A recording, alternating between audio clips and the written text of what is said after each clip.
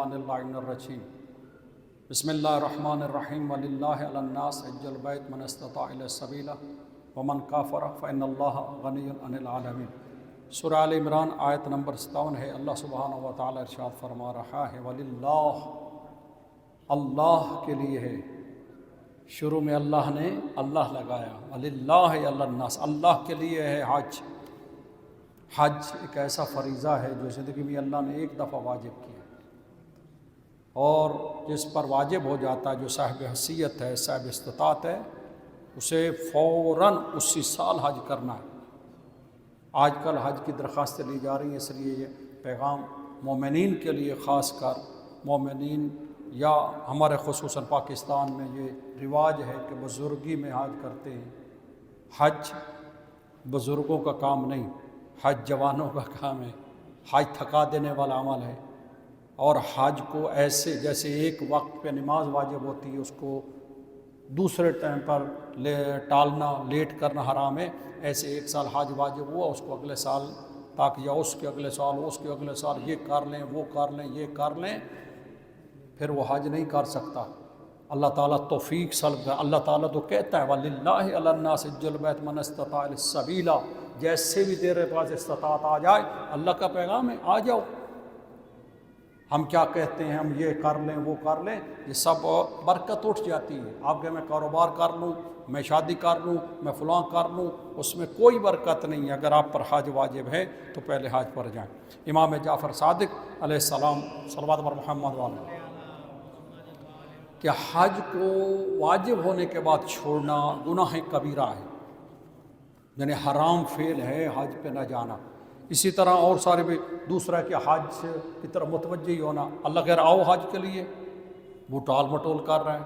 بھائی اللہ نے تمہیں استطاعت دی ہے، پیسہ دیا ہے، زمین دی ہے، جائیداد دی ہے، تجھے سب کچھ دیا ہے، اور تجھے اللہ نے بلایا اپنے گھر، ٹال رہا ہے۔ تو یہ امام فرماتے ہیں توہین خدا کر رہا ہے، یہ اللہ تعالیٰ کی ذات کی توہین ہے۔ کیونکہ آگے امام فرماتے ہیں کہ حج کا تعلق اللہ کی ذات سے ہے، حج کا تعلق کس سے ہے؟ اللہ کی ذات سے۔ اس لیے کہ فرزندان توحید کہتے ہیں وہ لوگ جو وہاں جا کر کہتے ہیں لبیک اللہم لبیک، یعنی اللہ کی ذات سے اس کا تعلق ہے، اس لیے اس کو۔ اور دوسری حدیث میں امام نے فرمایا جو مومن ہوگا وہ کبھی بھی حج لیٹ نہیں کرے گا۔ اس لیے مومن کی علامت ہے، جیسے کوئی چیز واجب ہوتی وہ ادا کرتا ہے۔ نماز واجب ہوئی فوراً اس نے پڑھ لی، خمس واجب ہوا ادا کر دیا۔ حج یہ حضرت آیت اللہ العظمیٰ آغا علی حسین السیستانی کی کتاب ہے، اس میں میں دیکھ رہا تھا، اس میں بھی امام جعفر صادق کی حدیث ہے، اور امام نے کہا ہے کہ جو بندہ یعنی حج واجب ہوا، مکے جا سکتا تھا، سفر کر سکتا تھا، اس کے پاس استطاعت تھی، پیسہ تھا، اور اس نہیں گیا یہاں تک کہ مر گیا، پھر وہ مسلمان نہیں مرے گا، پھر اللہ اس کو مسلمانوں سے نہیں اٹھائے گا۔ اس لیے خود قرآن میں اللہ فرماتا ہے وَلِلَّهِ عَلَى النَّاسِ حِجُّ الْبَيْتِ مَنِ اسْتَطَاعَ إِلَيْهِ السَّبِيلَ وَمَنْ كَفَرَ، جس نے کفر کیا، جس نے انکار کیا، یہ حج کی طرف متوجہ ہی نہ ہونا۔ ہمارے ہاں ہم لوگ زیارات پہ جاتے ہیں، زیارت کرب لاکھ دفعہ جائیں، زیارت عشق ہے، زیارت حسین عشق ہے، وہ تو بھیک مانگ کے بھی جا سکتے ہیں، زیارت کا اور مسئلہ ہے۔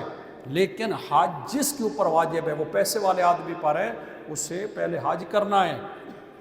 توجہ ہے آپ لوگوں کی؟